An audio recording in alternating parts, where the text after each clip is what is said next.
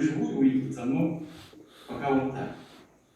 Я думаю, что День народной дипломатии – это очень важное и знаковое событие, потому что именно через народных дипломатов люди мира узнают про нашу республику, о якутянах, о нашей культуре напрямую. И также мы обратно через народных дипломатов узнаем о мире.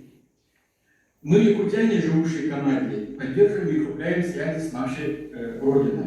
Также мы стараемся поддерживать друг друга, стараемся поддержать особенно нашу молодежь, которая приезжает в Канаду учиться, и передаем нашу культуру и обычаи нашим детям, вырастающим здесь. Мы провели здесь, например, на сегодня 7 больших СФ в Торонто, ну еще один большой СФ был онлайн в прошлом году. Кроме этого, СФ проводится в Калгари и Ванкувере.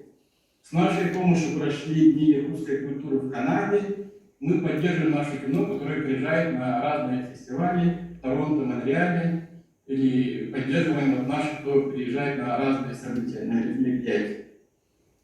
Я думаю, что надо и дальше развивать наши связи с диаспорой, с республикой, найти больше точек соприкосновения.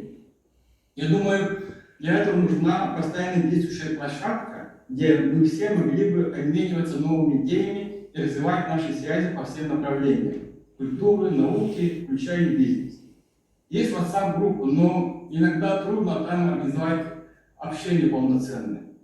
Поэтому я думаю, что такой площадкой, одной из таких площадок, может быть возрождаемый веб-сайт Саха Диаспоры, Саха Open World, который сейчас разрабатывается силами наших земляков из Америки, Канады, Норвегии, Новой Зеландии, Таиланда. Всего где-то 10 человек.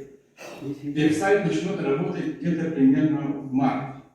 В принципе, вот до сих пор есть старый вариант веб-сайта, называется Diaspora Sahel Open World.org. На основе этого сайта можно делать много разных проектов. В том числе есть проект создания книги «Летопись Саха-Диаспоры к столетию годовщины нашей республики», где будет показано, как основывались и развивались наши диаспоры и как проходили те или иные события при помощи наших земляков. Я в принципе, насчет Дня народной дипломатии, я поддерживаю предложение своего друга Александра Павлова, что надо делать все-таки ближе к весне, потому что если зимой, то у нас могут быть туманы и могут быть задержки самолетов. И если люди, которые прилетают в гости, могут быть задержки самолетов, полетов. Ну, у меня все. Еще раз Днем народной дипломатии. Спасибо, что меня позвали и дали мне слово. Спасибо большое.